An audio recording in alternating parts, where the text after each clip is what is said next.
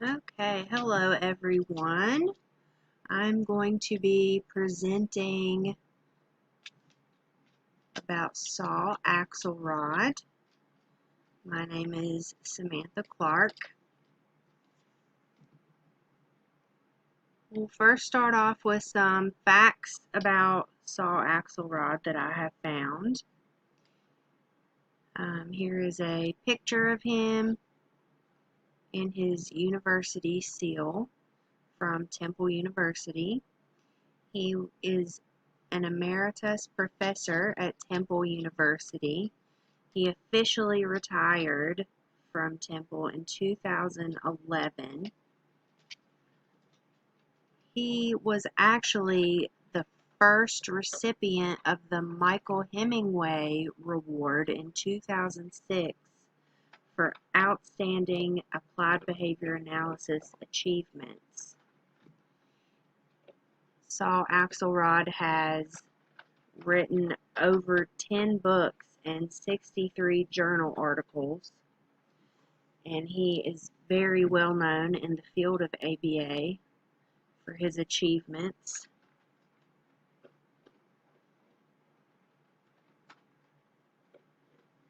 He is known for helping students and teachers succeed in the school system. He has conducted several studies based on autism spectrum disorder, as well as Down syndrome and intellectual disabilities and emotional and behavioral disorders.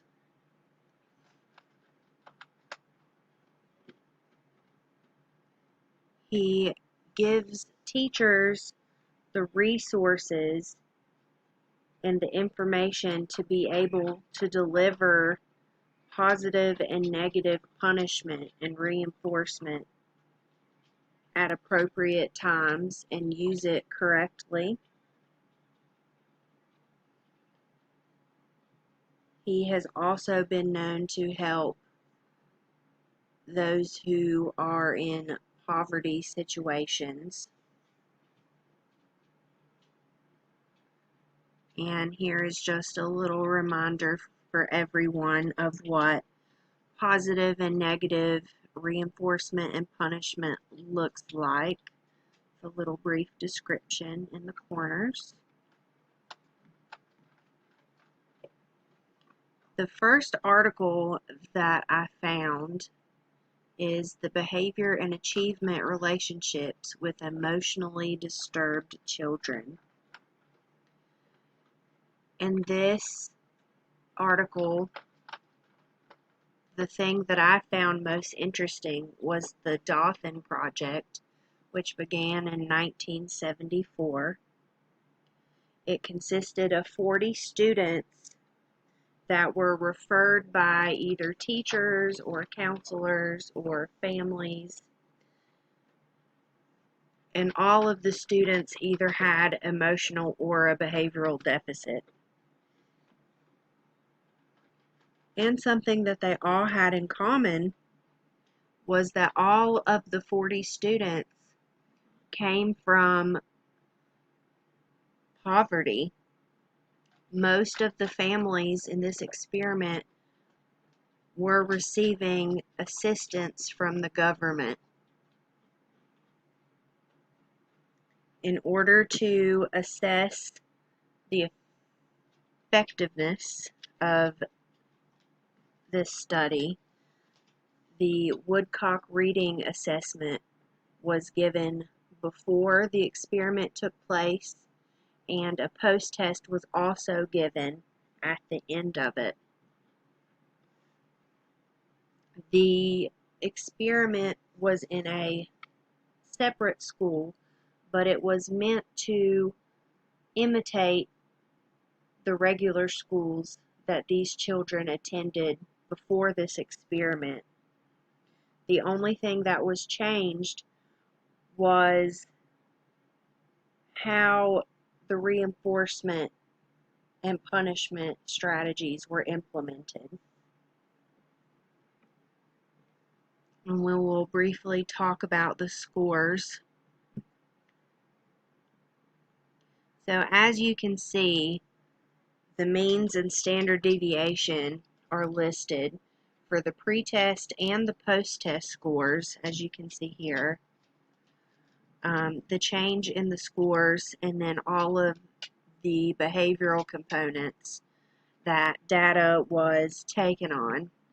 So some things like completing their work, self-control, staying in their seat, not eloping from the room, just some basic and common behavioral things that you would see in a classroom. The next article that I found was Behavior Modification Procedure in 4 Open Classrooms.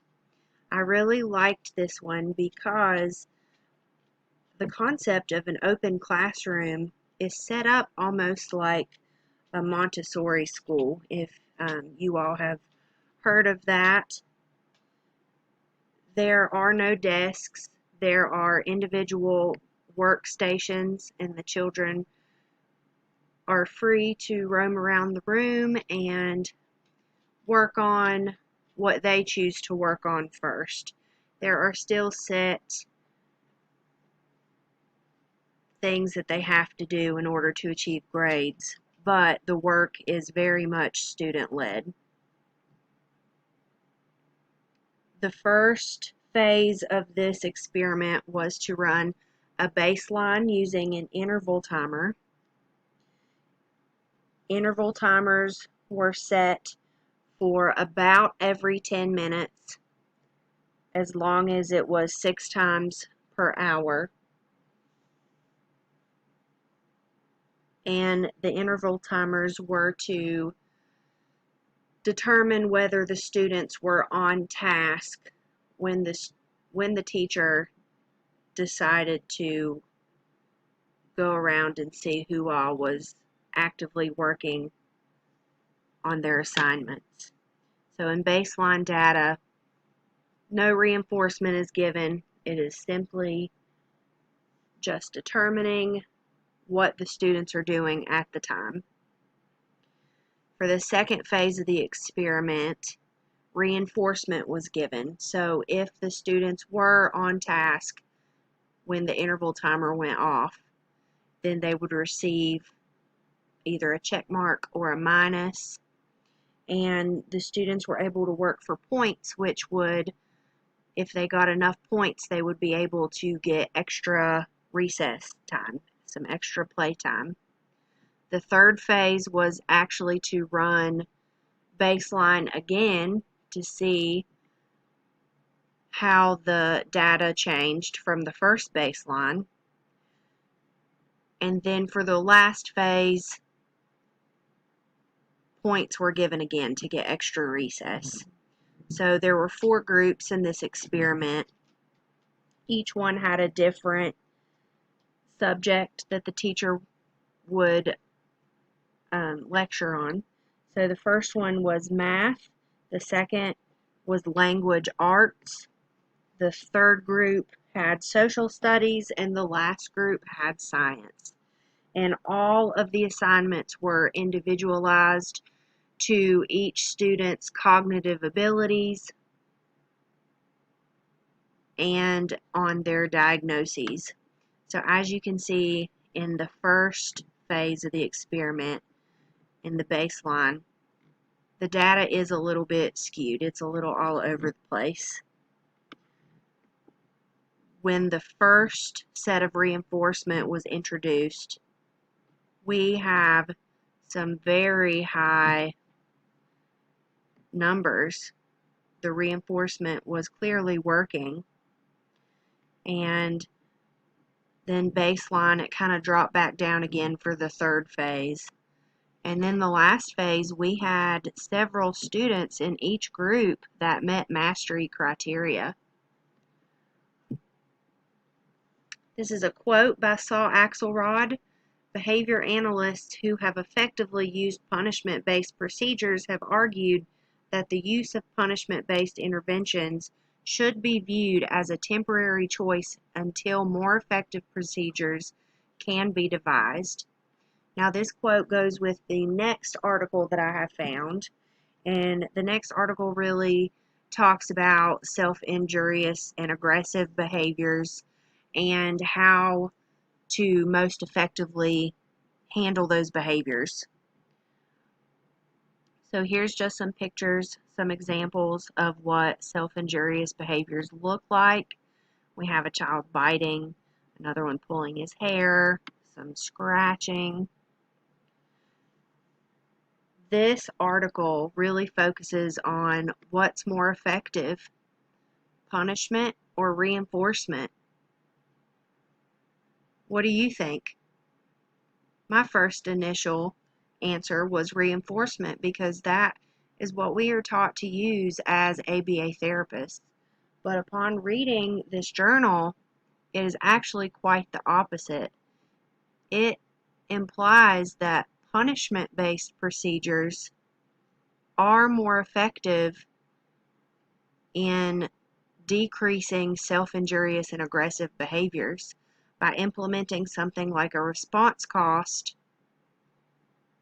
we can lower the behaviors, and then we can begin to implement reinforcement strategies. The next article is Applied Behavior Analysis, Autism and Beyond. And it talks about some of the important things that you need to effectively diagnose autism and make sure that the child that is diagnosed has the best chance at success. So this article was written in 2009, and at that time the CDC stated that autism affects 1 out of every 110th person. Since that article was written, now in 2021, that number has doubled, and now autism will affect 1 out of every 54 people. The most important aspect in this article is very much early intervention. It is very important to get your child or your student the help that they need to be able to succeed in a typical developing classroom. The second most important thing is parental involvement. It is very important that parents and teachers all be on the same page. The last article that I found is Identification of Behavioral Function in Public Schools and a Clarification of Terms. This article really just focused on the definition of a functional behavior assessment and what that means according to IDEA. It talked about some methods regarding determination of the function of aberrant behaviors, and that correlates the function to the treatment. And then of course we have our ABCs, antecedent, behavior, consequence. So for every behavior we must first figure out the antecedent, the function of that behavior, and then the consequence would be the treatment and how we're going to address the behavior and change it as necessary. Just some questions that I would ask Professor Axelrod if I had the chance. When did he realize that he wanted ABA to be his career? What advice would he give to a person who wants to become a BCBA? And what made him decide to go on the path of research instead of becoming a BCBA himself? He is very important to ABA. He has helped families and children in poverty level situations reach their full potential, give educators useful tools to be successful, build upon the works of behaviorists before him, and he has set the bar very high for others to continue researching ABA and conduct studies themselves. And then here is my bibliography, the resources that I have used. I hope you guys enjoyed. Have a good day.